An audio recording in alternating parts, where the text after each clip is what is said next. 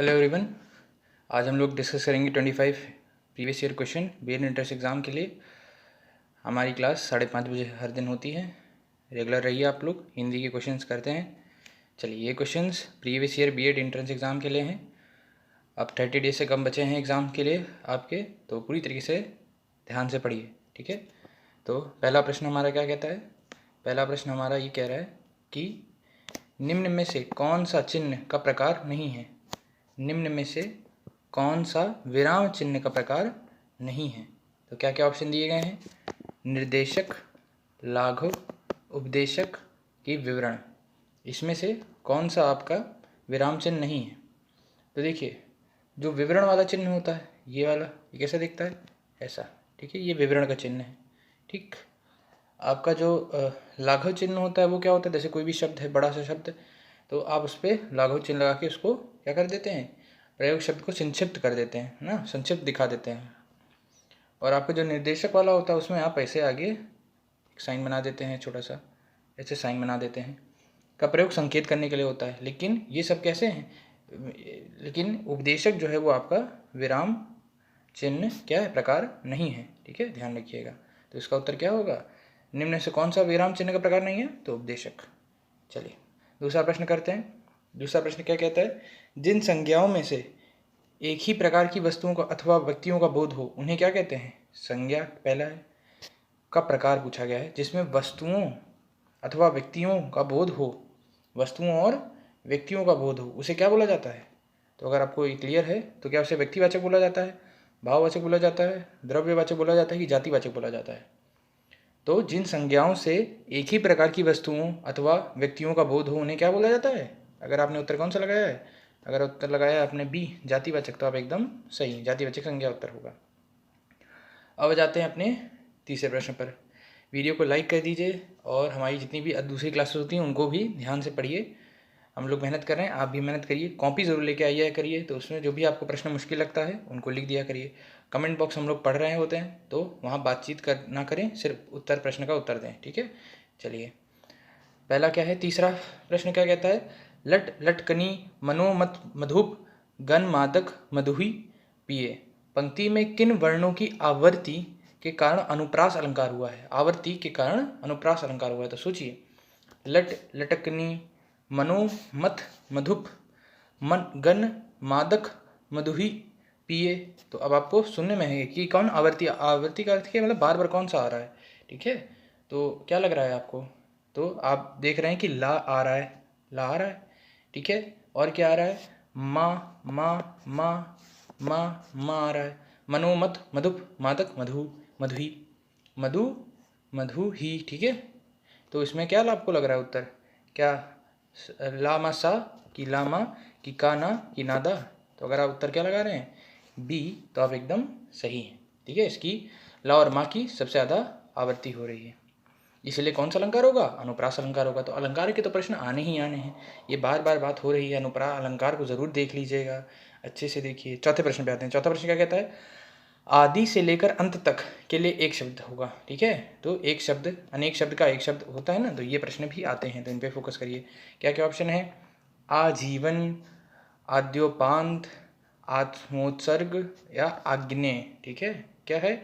आजीवन, आज्ञोपांत, आत्मसर्ग है, आग्नेय, आग्नेय, ठीक है। देखिए कितने कठिन शब्द हैं। तो इसमें से पूछा जा रहा है कि आदि से लेकर अंत तक क्या होगा? एक शब्द क्या होगा अनेक शब्द के लिए? तो अगर आप उत्तर लगा रहे हैं कौन सा? अगर आप आजीवन लगा रहे हैं तो आप एकदम गलत हैं, ठीक है, गलत। अगर आप लगा रहे हैं बी, तभी आप सही हैं, क्या है? आज्ञोपांत, ठीक है। चलिए, आते हैं अपने पाँचवें प्रश्न पर। पाँचवा प्रश्न क्या कहता है? निम्न में से कौन से शब्द विदेशज नहीं है? नहीं है, नहीं है, ये बहुत है, नहीं पे फोकस करें। विदेशज देखा तुरंत भाग लिए, नहीं, विदेशज नहीं है। तो क्या क्या ऑप्शन है? लोटा, कॉपी, जज, माचिस। तो आप देखिए भाई, अब जज जो है वो विदेशज है? जी हाँ है। हमें क्या जाना? नहीं है, पहले हम देख लेते कौन सा है विदेशज। कॉपी है विदेशज? हाँ, कॉपी विदेशज है, ठीक है। लोटा क्या विदेशज है? तो सोचिए, लोटा विदेशज है? तो देखते हैं, लोटा भी आपका क्या है? लोटा शब्द विदेशज नहीं है, नहीं है, लोटा विदेशज नहीं है। तो आपका क्या उत्तर होगा? यही होगा, यही प्रश्न पूछा ना, विदेशज नहीं है कौन सा? भाई आपका माचिस हो गया, कॉपी हो गया, जज हो गया, सब कैसे हैं? विदेशज हैं।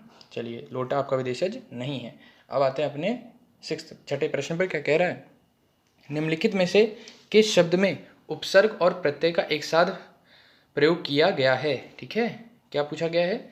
ये निम्न में से किस में कौन कौन आपका उपसर्ग और प्रत्यय, उपसर्ग जो आगे लगता है और प्रत्यय जो पीछे लगता है, दोनों का प्रयोग हुआ हो। तो ऑप्शन क्या क्या है? हिस्सेदार, अभिमानी, कृपालुता, भारतीयता। तो कौन सा उत्तर होगा? सोचिए एक बार, क्या हिस्सेदारी होगा कि अभिमानी होगा? ठीक है, अगर उत्तर आप क्या लगा रहे हैं? अगर आप उत्तर बी लगा रहे हैं तो आप एकदम सही हैं। क्या होगा इसमें? अभिमानी में उपसर्ग क्या है? अभि और मान धन ई। ठीक है, तो अभि धन मान धन ई। अभि क्या है आपका? उपसर्ग, और ई क्या है आपका? प्रत्यय, और मूल शब्द क्या है? मान। ठीक है, चलिए, तो इसका उत्तर क्या होगा जिसमें दोनों प्रयोग हो रहे हैं, उपसर्ग और प्रत्यय? वो है बी। आते हैं अपने सातवें प्रश्न पर। सातवां प्रश्न क्या कह रहा है?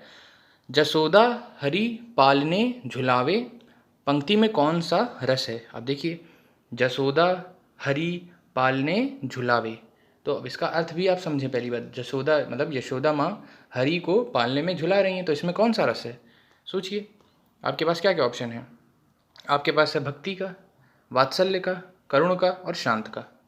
तो क्या भक्ति है?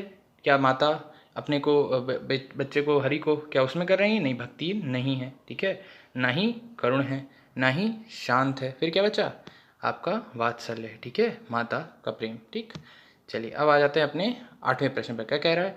काकल्य ध्वनि है, काकल्य ध्वनि। ठीक है, काकल्य ध्वनि। ठीक है, काकल्य ध्वनि क्या होता है अभी बताएंगे, पहले आप उत्तर सोचिए, पूरा बताएंगे। रा, ला, हा, श में कौन सा काकल्य ध्वनि है? तो अगर आप उत्तर कौन सा लगा रहे हैं बताइए। अगर आप सी ऑप्शन लगा रहे हैं हा, तो आप एकदम सही हैं। तो काकल्य ध्वनि क्या होता है? जिसके उच्चारण में वायु गले से या कंठ से रगड़ या घर्षण करते हुए निकलती है, उसे क्या बोलते हैं? काकल्य। तो अब जैसे ह बोलते हैं तो क्या होता है? आपका काकल्य ध्वनि होती है जो गले से या कंठ से रगड़ या घर्षण के कारण निकलती है। ठीक है, चलिए, जो हवा वायु आती है। चलिए अब आ जाते हैं अपने नौवें प्रश्न में। क्या कह रहा है? अखरोट का तत्सम रूप है। अखरोट का तत्सम रूप कौन सा है? अखरोट का तत्सम रूप, तो ऑप्शन क्या है? अच्छवट। ऑप्शन क्या क्या है? अच्छवट, अच्छवाट, अच्छौट, अच्छे वट। तो सोचिए, एक है अच्छवट, एक है अच्छवाट, फिर क्या है? अच्छौट, फिर क्या है? अच्छे वट। तो इसका उत्तर सोचिए, ए बी सी में से कौन सा होगा? कमेंट बॉक्स पे कमेंट करिए, करते रहिए जी। तो जिन्होंने लगाया है क्या? ऑप्शन सी, वही एकदम सही है। ठीक है, ऑप्शन सी ही उत्तर होगा आपका, अच्छौट। ठीक है, बहुत बढ़िया। तत्सम अखरोट का क्या है? अच्छौट। अब आते हैं अपने 10वें प्रश्न पर। 10वें प्रश्न क्या है? आपका अर्थ बताना है। किसका? नाक रगड़ना का अर्थ बताइए क्या है। ऑप्शन क्या क्या है? नाक में चोट लगना, इज्जत देना, दीनतापूर्वक प्रार्थना करना, चापलूसी करना। इसका क्या सही अर्थ क्या होगा? नाक में चोट लगना, इज्जत देना, दीनतापूर्वक प्रार्थना करना, चापलूसी करना। तो अगर आप उत्तर क्या लगा रहे हैं? दीनतापूर्वक प्रार्थना करना, सी उत्तर लगा रहे हैं, तो एकदम आप सही हैं। नाक रगड़ने का अर्थ क्या है? दीनतापूर्वक प्रार्थना करना। ध्यान रखिएगा। चलिए अब आते हैं अपने 11वें प्रश्न पर। क्या कह रहा है? पंच परमेश्वर के लेखक कौन है? लेखक का बहुत आ रहा है, लिखे लेखक पे ध्यान दीजिएगा। एक या दो प्रश्न तो फंसने हैं, तो इनको जितने प्रश्न आप कर रहे हैं इनका एक कलेक्शन बनाइए। जैसे हम लोग का दिन क्लास करते हैं तो उनको रिवाइज भी करा करिए। कॉपी इसीलिए बोला जाता है कि लिखिए जो भी प्रश्न आपको नए लगते हैं। जैसे शायद पंच परमेश्वर आपको नया लग रहा हो, आपको नया लग रहा है, कॉपी लिखिए, कॉपी भी लिखिए। पंच परमेश्वर किसने लिखा है? क्या रामचंद्र शुक्ल ने लिखा है? क्या मुंशी प्रेमचंद जी ने लिखा है? कि जयशंकर प्रसाद ने लिखा है? कि माँ देवी वर्मा ने लिखा है? सोचिए, किन्होंने लिखा है? अगर आप उत्तर क्या लगा रहे हैं, किसने लिखा है? अगर आप लगा रहे हैं मुंशी प्रेमचंद जी को, तो आप उत्तर सही है। आपने अगर ये प्रश्न गलत किया है तो कॉपी में लिख लीजिए, तुरंत लिख लीजिए, बहुत ज़रूरी है प्रश्न ये। ठीक है, चलिए, तो थोड़ा बता देते हैं कि मुंशी प्रेमचंद की पहली प्रकाशित कहानी भी है ये भी पूछा जा सकता है कि मुंशी प्रेमचंद की पहली कहानी बता दीजिए जो प्रकाशित की गई हो, तो वो पंच परमेश्वर है। इसके रचना काल 1905 की है। इसमें उन्होंने पंच की गरिमा एवं कर्तव्य पर प्रकाश डाला है। ठीक है, तो ध्यान रखिएगा। चलिए अब आते हैं अपने 12वें प्रश्न पर। क्या कह रहा है? जिस वाक्य में कर्ता की प्रधानता होती है लिंग वचन प्रायः कर्ता के अनुसार होते हैं वह डैश के कहलाते हैं। ठीक है, फिर प्रश्न पढ़ दे रहा हूँ, प्रश्न को बहुत ध्यान से पढ़िए। जिस वाक्य में कर्ता की प्रधानता होती है, लिंग वचन प्रायः कर्ता के अनुसार होते हैं, वे वाक्य डैश कहलाते हैं। क्या कहलाते हैं? सोचिए, वह वाक्य कौन सा वाच्य कहलाते हैं? कर्मवाच्य कहलाते हैं, कर्तवाच्य कहलाते हैं, सरल वाच्य कहलाते हैं कि भाववाच्य कहलाते हैं? बताइए कौन सा उत्तर होगा? सोच समझ के उत्तर बताएं मुझे। सोचिए, थोड़ा थोड़ा सोचिए, सोच के आंसर दिए लॉजिक के साथ। ठीक है, लॉजिक इज़ वेरी नेसेसरी, बहुत ज़रूरी है लॉजिक।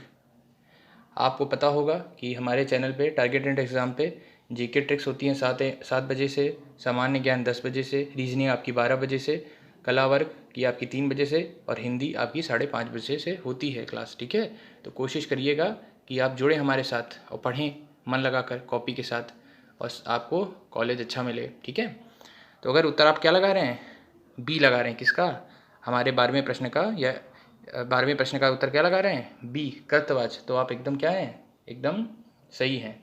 जिस वाक्य में कर्ता की प्रधानता होती है, लिंग वचन प्रायः कर्ता के अनुसार होते हैं, वे वाक्य कर्तवाच्य कहलाते हैं। चलिए अब आते हैं अपने 13वें प्रश्न पर। क्या कह रहा है 13वां प्रश्न? 13वां प्रश्न कह रहा है कि हमें सूर्य नमस्कार करना चाहिए। रेखांकित शब्द का पर्यायवाची क्या है?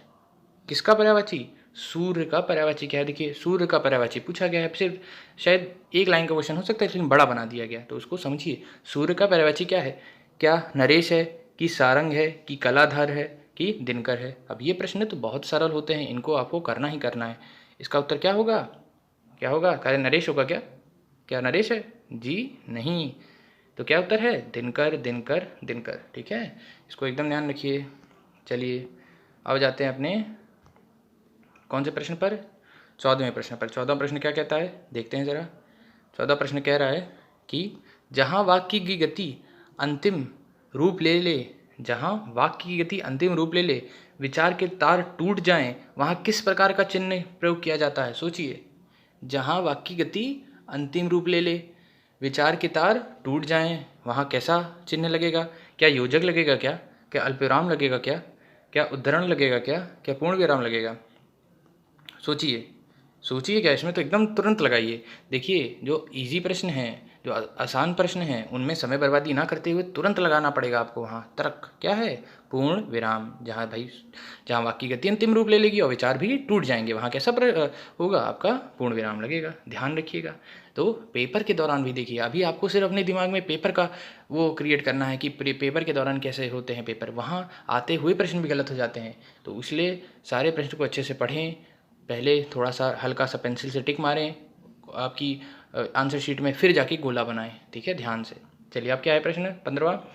जो कठिनाई से मिलता है वे के लिए एक शब्द होगा। जो कठिनाई से मिलता है, तो जो कठिनाई से मिलता है उसे क्या बोलते हैं? क्या दुर्गम बोलते हैं? क्या क्या दुर्लभ बोलते हैं? क्या कि अगम बोलते हैं? क्या कि सुलभ बोलते हैं? सोचिए, जो कठिनाई से मिले। भाई कठिनाई, आप जैसे मेहनत कर रहे हैं तो आपको मिलेगा अच्छा कॉलेज, तो कठिनाई से जो मिले तो वो क्या कहलाता है? दुर्लभ। ठीक है, क्या कहलाता है? दुर्लभ। चलिए अब आ जाते हैं अपने 16वें प्रश्न पर। 16वां प्रश्न क्या कह रहा है? निम्नलिखित में तद्भव शब्द है। तद्भव, देखिए तद्भव तत्सम का प्रश्न आना ही आना है, तो प्लीज़ प्लीज़ ध्यान से देखिए। निम्नलिखित में तद्भव शब्द है कौन सा? अचरज, अंधकार, अंगरक्षक की आशा। सोचिए, इसमें से कौन सा शब्द तद्भव है? कौन कौन सा ऑप्शन है? अचरज, अंधकार, अंगरक्षक की आशा। ठीक है, तो अगर आप उत्तर कौन सा लगा रहे हैं? अगर आप उत्तर लगा रहे हैं ए, तो आप क्या हैं? थोड़े से नहीं, पूरे सही हैं। अचरज शब्द तद्भव है, इसका तत्सम रूप क्या है? आश्चर्य। और अंधकार, अंगरक्षक व आशा के तद्भव रूप क्रमशः अंधेरा, अंगरखा व आस है। ठीक है, तो निम्नलिखित में तद्भव शब्द कौन सा है आपका? अचरज। ठीक है, ध्यान रखिएगा, इसका तत्सम रूप क्या होगा? आश्चर्य।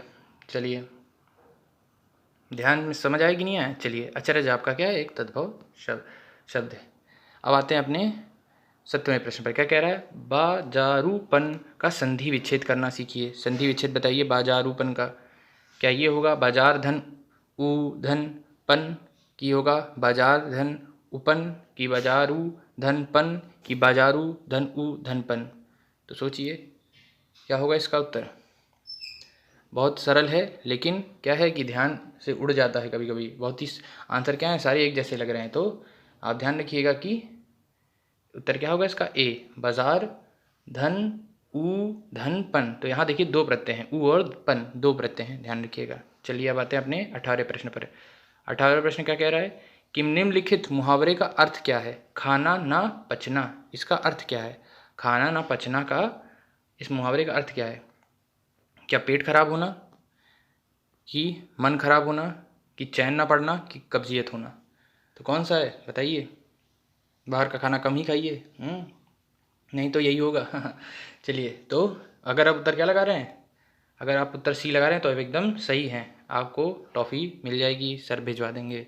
ठीक है, तो खाना ना पचना मुहावरे का अर्थ है चैन ना पड़ना, जैसे उसे किसी की बुराई किए बिना खाना नहीं पचता। ऐसा हो सकता है, होता है ऐसा, लोग आपके आसपास रहते होंगे, ऐसे लोगों से दूर रहें। ठीक है, ऐसा बोलिए कि एक व्यक्ति की अगर मैं भलाई नहीं करता तो मेरा खाना नहीं पचता, ऐसा होना चाहिए आपको। ठीक है, चलिए अब आते हैं अपना 19वें प्रश्न पर। क्या कह रहा है, छा वर्ण किसके योग से बना है। ये बहुत प्रश्न आते हैं, ठीक है, जो सरल होते हैं, जो बहुत ही बेसिक है, मतलब एकदम आने ही चाहिए। लोग क्या करते हैं, बहुत हाई फाई क्वेश्चन लगा रहे हैं। आप बेसिक प्रश्न को बार बार लगाइए, बार बार समझिए, तभी आपका होगा। अब छा का वर्ण भी किसके योग से बनता है, सोचिए। क्या ए उत्तर ऑप्शन है, कि बी, कि सी, कि डी। ठीक है, बताइए। ये आना चाहिए आपको, बिल्कुल आना चाहिए, ज़रूरी है। तो इसका उत्तर क्या है, ए है उत्तर। ठीक है, का धन श। ठीक है, का धन चा नहीं है, का धन छा नहीं है, का धन शा नहीं है। बहुत ही बेसिक क्वेश्चन था ये, लेकिन आता बहुत कम को है। आपने सही किया है तो बहुत अच्छी बात है, आप अच्छे बच्चे हैं, आप पढ़ने में बहुत तेज़ हैं। चलिए अब आते हैं अपने 20वें प्रश्न पर। क्या बोला जा रहा है, लंबोदर में कौन सा समास पाया जाता है। लंबोदर में कौन सा समास पाया जाता है, तो आपको पता होना चाहिए। लंबोदर किसे बोला जाता है, किसे बोला जाता है, कृष्ण जी को बोला जाता है, कि किसे बोला जाता है, शिव जी को, कि गणेश जी को बोला जाता है। ठीक है, तो अब यहाँ पूछा जा रहा है समास कौन सा है, समास कौन सा है। ठीक है, तो लंबोदर है उदर जिसका ना, तो कौन है वो, गणेश जी हैं। यहाँ कौन सा समास है, बहुव्रीहि। ठीक है, कौन सा समास है, बहुव्रीहि। ना ही दिगु, ना ही कर्मधारय, ना ही द्वंद्व। ठीक है, जहाँ समस्त पद के दोनों पद प्रधान ना होकर तीसरा अर्थ प्रधान होता है, वहाँ बहुव्रीहि समास होता है। भाई देखिए, ना ही लंबोदर से कोई अर्थ है, ना लंबोदर से तो कोई अर्थ नहीं पता चला कि गणेश जी से कैसे रिलेटेड है, लेकिन बोला जाता है उन्हें लंबोदर। तो दोनों से हमें अंदाज़ा नहीं लगता। यही है कि यहाँ जहाँ समस्त पद के दोनों पद प्रधान ना होकर तीसरा अर्थ प्रधान होता है, वहाँ बहुव्रीहि समास होता है। जहाँ भी तीसरा अर्थ क्या है, गणेश है। चलिए, बहुत अच्छा। तो ये कौन सा समास है, बहुव्रीहि, ध्यान रखिएगा। अब आते हैं अपने 21वें प्रश्न पर। क्या बोला है, हरि गीत का छंद में यति कितनी मात्राएं होती हैं। ठीक है, यति में कितनी मात्राएं होती हैं, सोचिए। तो क्या 14-14 पर, कि 16-12 पर, कि 18-10 पर, कि 12-16 पर। तो सोचिए, अब ये हरि गीतिका का छंद पूछ लिया गया है। अभी दोहा का भी एक प्रश्न पूछा था पिछली बार, तो इस तरह के भी प्रश्न आपको एकदम तैयार होने चाहिए। तो कौन सा होगा, यति जो होता है वो 16 और 12 पर होता है। मात्राएं कितनी होती हैं, 16 और 12 पे मात्राओं पर यति होती है। ठीक है, चलिए अब आ जाते हैं अपने कौन से प्रश्न पर, 22वें प्रश्न पर। क्या है 22वां प्रश्न, 22वां प्रश्न पूछ रहा है कि निम्न में प्रेरणाधारक क्रिया है, प्रेरणाधारक धर्क क्रिया है, कौन सी है। अब ये इससे पिछली बार भी आया था एक, इसमें बुलवाना था। इसमें आप ऑप्शन में देखिए क्या है, चलना, जगाना, पढ़ना, बदलना। कौन सी प्रेरणाधारक है बताइए। अगर आप क्या लगा रहे हैं, पढ़ना, तो आप गलत हैं। क्या होगा, जगाना। ठीक है, जगाना कैसी है, प्रेरणाधारक क्रिया है। अब आ जाते हैं अपने 23वें प्रश्न पर। 23वां प्रश्न क्या कह रहा है, जिसके पहले से कोई आशा ना हो। ठीक है, जिसकी पहले से कोई आशा ना हो के लिए एक शब्द क्या होगा, जिसकी पहले से कोई आशा ना हो उसके लिए शब्द क्या है, क्या आशातीत है क्या, कि आशाजनक है क्या, कि प्रत्याशित है क्या, कि अप्रत्याशित है। सोचिए, बहुत उत्तर सरल है। ठीक है, कैसी है, अप्रत्याशित, कि प्रत्याशित, अप्रत्याशित, बिल्कुल अप्रत्याशित है ना, कि भाई जिसकी पहले से कोई आशा ना हो, कुछ भी ऐसा हो जाए। चलिए अब आगे बढ़ते हैं, अपने 24वें प्रश्न पर आते हैं। ध्यान से पढ़िए, ध्यान से समझिए। वीडियो अभी तक आपने लाइक कर दिया होगा, लाइक कर दीजिए, चैनल सब्सक्राइब कर दीजिए, और एक दो दोस्तों को ज़रूर शेयर करिए, शेयर करना ज़रूरी है। ठीक है, शेयरिंग इज केयरिंग बोला जाता है। चलिए, कुंडलियाँ छंद में होता है, कुंडलियाँ छंद में होता है, क्या होता है, दोहा और रोला होता है क्या, चौपाई और रोला होता है क्या? दोहा और चौपाई होता है क्या? दोहा और सौरठा होता है क्या? सोच के बताइए। कुंडलियाँ में छंद में क्या होता है? देखिए छंद पे क्वेश्चन आ रहे हैं, तो कुंडलियों छंद में क्या होता है? सोचिए, जल्दी बताइए। अगर ऑप्शन आप क्या लगा रहे हैं, दोहा और रोला, तो आप क्या हैं? थोड़े बड़े नहीं, पूरी तरीके से सही हैं। तो क्या है? कुंडलियाँ संयुक्त मात्रिक विषम छंद है। ठीक है, विषम छंद है। यह अर्थ है सम मात्रिक छंदों दोहा और रोला के योग से बनता है। ठीक है, तो क्या उत्तर है? दोहा और रोला। इसमें कुल 6 चरण होते हैं, जिसमें प्रथम 4 चरण दोहे के और अंतिम 2 चरण रोला के होते हैं। तो इसको ध्यान रखिएगा। अब अपने अंतिम प्रश्न पर आते हैं, ध्यान से पढ़िए। मुझे उम्मीद है कि आपने 25 में से अच्छे खासे क्वेश्चन किए होंगे। कितने भी किए हैं कमेंट बॉक्स में ज़रूर लिखिएगा। अब आखिरी प्रश्न पढ़ते हैं। क्या है आखिरी प्रश्न? कि जिस समास में उत्तर पद के अर्थ की प्रधानता होती है उसे कहते हैं। फिर से पढ़ रहा हूँ, फिर से ध्यान से पढ़िए। जिस समास में उत्तर पद के अर्थ की प्रधानता होती है उसे कहते हैं, क्या कहते हैं? क्या तत्पुरुष कहते हैं, कि बहुव्रीहि कहते हैं, कि अव्ययी भाव कहते हैं, कि द्वंद्व कहते हैं? सोचिए। तो जिस समास में उत्तर पद के अर्थ की प्रधानता होती है उसे कैसा कहते हैं? उसे हम तत्पुरुष समास कहते हैं। ए आंसर होगा इसका। तो अगर आप ए लगा रहे हैं तो आप बहुत सही हैं, बहुत बढ़िया। चलिए अब जल्दी से कमेंट कर दीजिएगा कि 25 में से आपके कितने हुए, और अच्छे से पढ़िए। कोई भी दिक्कत हो कमेंट बॉक्स करिए, हमारे टेलीग्राम चैनल से जुड़िए, हम आपकी मदद के लिए एकदम तत्पर हैं। वीडियो लाइक करिए। Thank you.